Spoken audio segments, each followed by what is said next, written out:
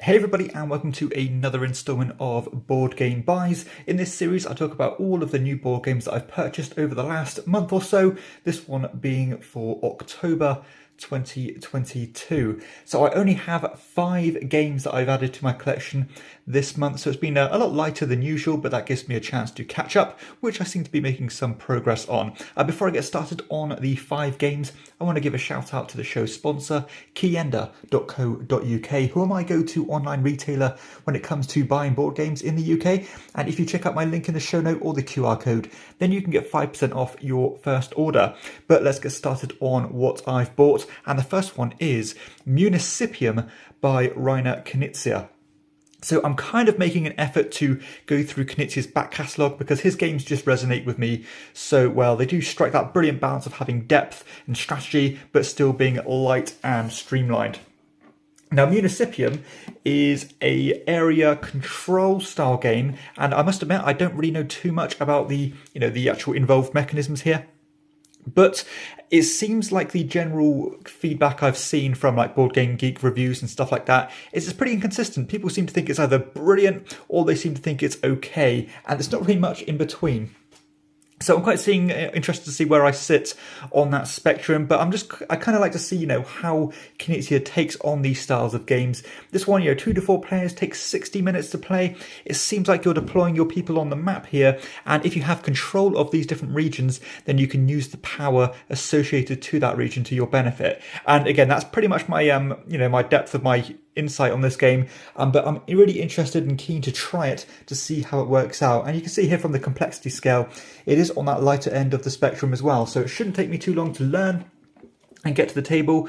But yeah, a 60-minute area control game by Knizia, definitely going to have me keen to try it. So that is Municipium. I also picked up Village Rails. So I don't have the physical copy here because it's with a friend at the moment, but you can check out my channel because I've already reviewed this game this month. But this is a small box, little tableau builder, a puzzly game as you're trying to build up this network of railway lines.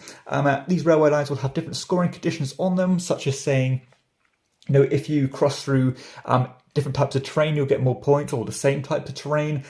You're trying to manage your money because you need money in order to buy the cards that you want, with this kind of incentive building mechanism where you pass over cards and leave coins on them, giving opportunities to other players to take them.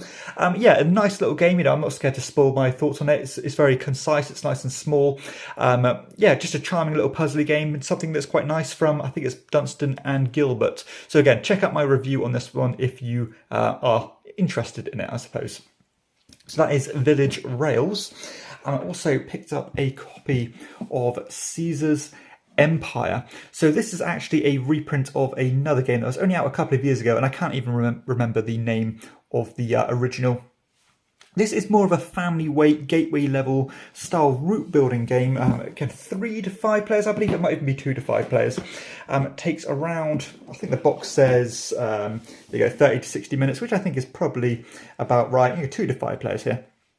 But this is a route building style game as you are deploying your pieces on this big map of Europe, and you've got these kind of predetermined roads, and when you reach a new city on those roads, you're going to collect the tile associated to it, which will give you victory points, and you'll also collect these tokens which will score you points on a sliding scale here, like a simple set collection thing. More of the same item will get you more points, but also diversifying will get you points. But the cool thing about this game is that when you reach one of these cities, you'll trace your way back to Rome in the centre of the board, and every other person's player, or your pieces and other people's pieces, will score points depending on how many there are, based on the shortest route back to Rome. So you can kind of piggyback on each other's actions. I have played some quite a few times and kind of excited to share my thoughts on this one.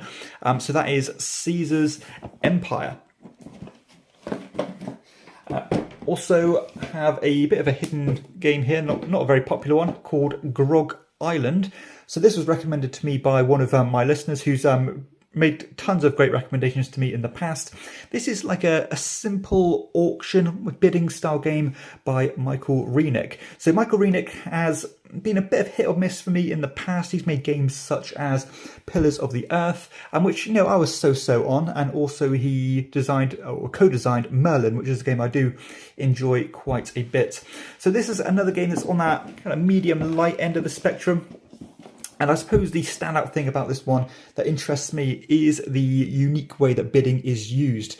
Because you're going to be rolling this bunch of dice, all associated to a different colour, and then you're going to be using the pips on them to bid how much you're willing to spend, but the spot that you put them in has to go in descending or equal order, and that also associates to the action you can take. And basically you're trying to spread your influence on these different peninsulas here to match these hidden scoring cards that you collect at the beginning of the game, and you can kind of swap and change throughout the game as well. And of course there's going to be some crossover between what you want and what other people want as well.